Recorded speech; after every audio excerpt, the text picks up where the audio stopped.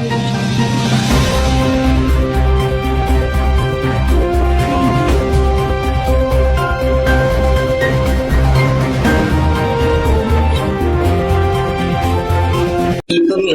kembali bersama saya Satria Muda dalam Skinwest. Peristiwa penting terjadi hari ini, tepatnya di lokasi Jakarta. Ironis, pembangunan Kabupaten Jakarta dianggap tidak menyelesaikan masalah kemacetan dan justru berdampak buruk pada tata kota. Sebuah peristiwa yang seharusnya membawa harapan justru menimbulkan tanda tanya. Pengamat tata kota dari Universitas Trisakti, Ewono, Jogja, menilai ide pembuatan jembatan layang properti Jakarta bukan solusi tepat mengatasi kemacetan.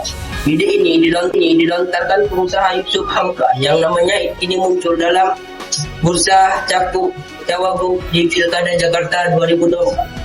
Menurut Nirwono, adanya jembatan layangan dinilai akan membuat pengguna kendaraan bermotor semakin nyaman melintas Jakarta. Kemudian, kata Nirwono, titik kemacetan masih akan timbul di sisi ujung jembatan layang. Pembangunan jalan layang yang tidak banyak di tengah kota Jakarta justru akan memanjakan penggunaan kendaraan pribadi dan tetap akan macet juga titik-titik naik dan turun jalan layang tersebut.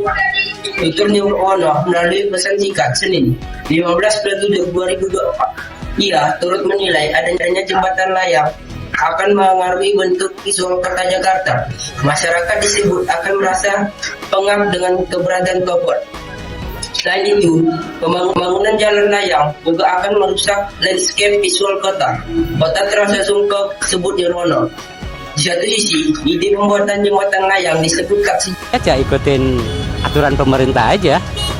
Nirwono menyatakan untuk menjadi kota global, pembangunan transportasi untuk yang terintegrasi dengan wilayah sekitar harus diutamakan. Kata Nirwono, transportasi umum tersebut harus menyambungkan antara kawasan permukiman warga dengan kawasan pusat-pusat kegiatan. Selain itu, didukung dengan pembangunan infrastruktur penjalan kaki, trotoar, zebra cross, pelican crossing, jembatan, penyerangan atau penghubungan puncaknya, sehingga warga nyaman berjalan kaki ke berbagai tempat tujuan setelah turun dari transportasi publik atau massa. Imbuh dia. Nirwono melanjutkan, selain pembangunan transportasi umum terintegrasi, pengaturan terkait penggunaan kendaraan bermotor juga harus ditetapkan, misalnya perluasan penerapan gaji genap, jalan berbayar elektronik, parkir elektronik progresif, hingga penyediaan gedung parkir komunal.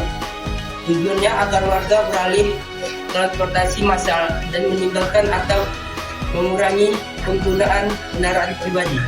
Katanya, untuk diketahui, Yusuf Hamka mengusulkan pembangunan proper di ruas jalan Sudirman Bundara I untuk mengatasi kemacetan itu bisa dilakukan tanpa mengurangi keindahan kota.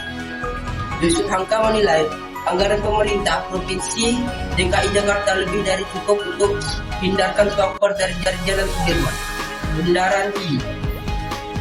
Sekian liputan dari kali ini, tetap semangat dan jangan lupa tersenyum. Terima kasih atas perhatian Anda. Saya Satria Muda pamit undur diri. Sampai jumpa di berita selanjutnya.